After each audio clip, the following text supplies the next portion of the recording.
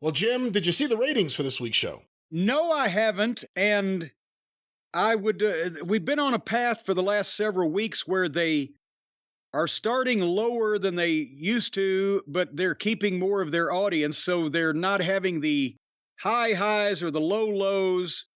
They're kind of just in the mid. Is that trend continuing this week, or are we seeing a change in pattern? Well, we'll see what you think of this. The average rating for AEW Dynamite on May 17th was 814,000 viewers. Ouch. Okay, that's in the 800s that they've been doing, but the lower range of them. There was some strong competition. The NBA playoffs were, actually the finals are on TNT. Also, Vanderpump Rules, which is a big hit.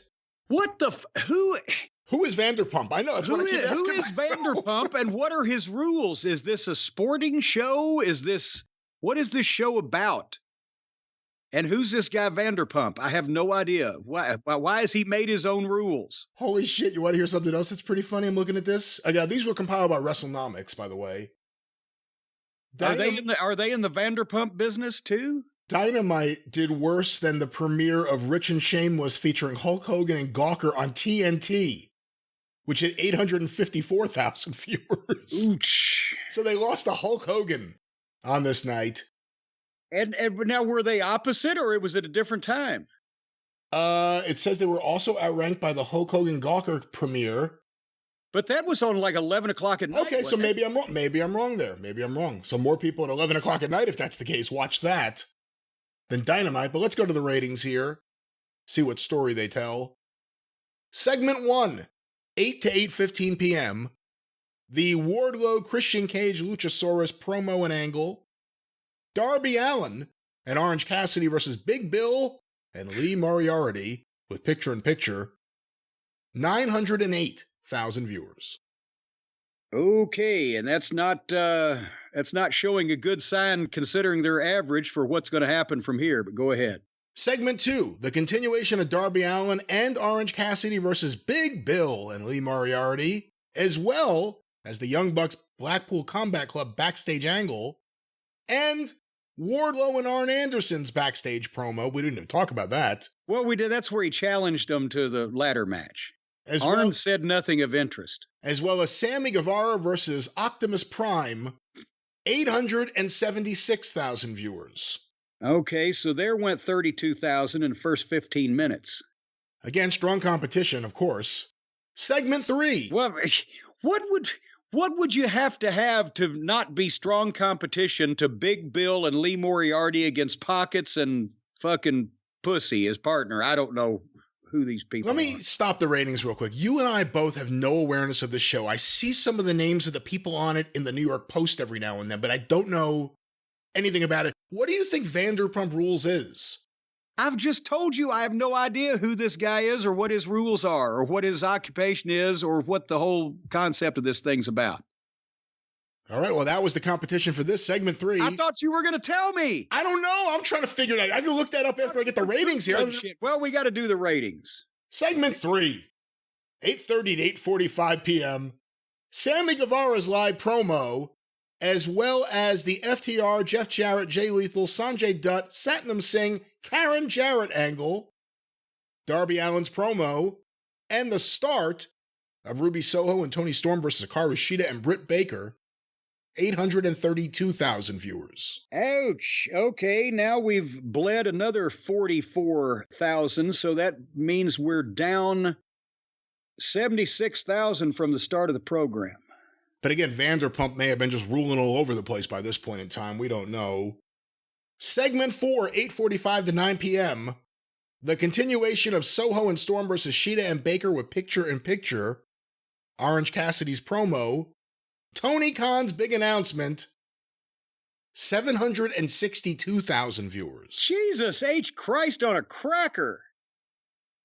So that's another 38, 68, 70,000 people, bringing the total in the first hour. They started at 908 and ended at 762. That is 146,000 people they lost in an hour. Hey, listen, that segment, I'm sorry. The women's match, Orange Cassidy, who, if you're not already an Orange Cassidy fan, you're sick of him, and Tony Khan's announcement, which the first one, I popped a number.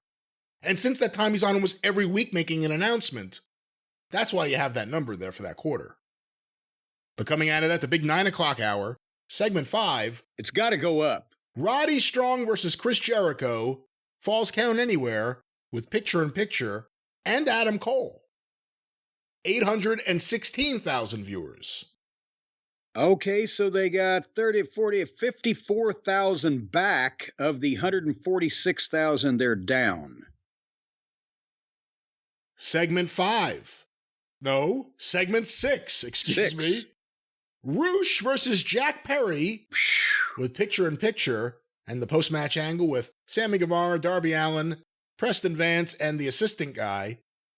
799,000 viewers. Boy, they should have wished that suddenly they had a blackout on the East Coast on that segment, but they're down again another 17. Segment 7, 9:30 to 9:45 p.m. MJF's promo, as well as Jay White versus Ricky Starks with picture-in-picture, 753,000 viewers. Jesus! So that's another 46. I got to work on my math. 46,000 they've lost. So, good Lord. Again, now they're in the worst spot they've been. They're down 155,000 people from the start of the program.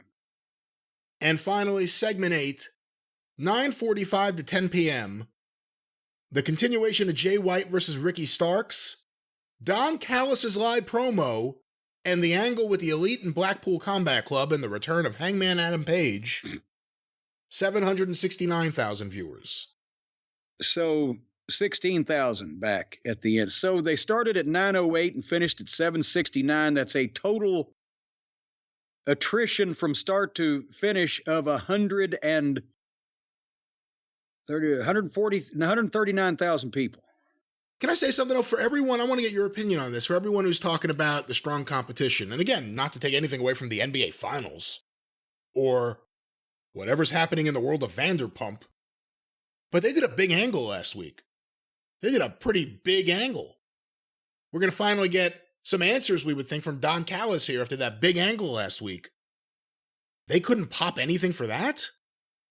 They couldn't get someone who just wanted to see some resolution?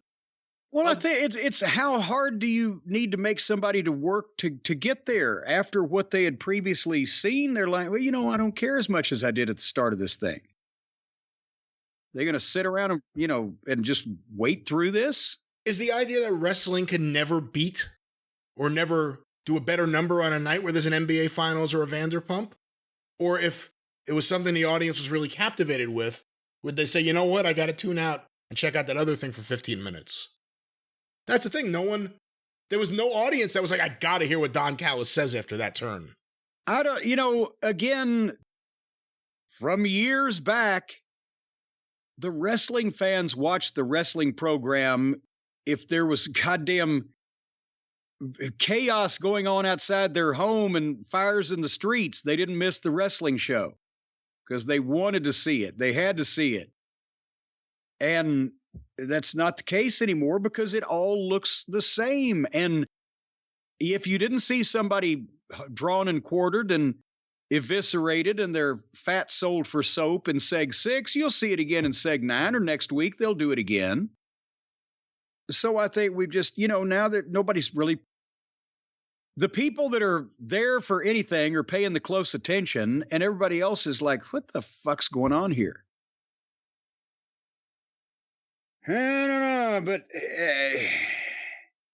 again, that's, when you make something so forgettable and disposable, people don't care that much anymore. Well, that was Dynamite, and I don't care that much anymore. Speaking of not caring, would you like to move on across the street to SmackDown? No, I really wouldn't. Can we talk about more animal deaths or something?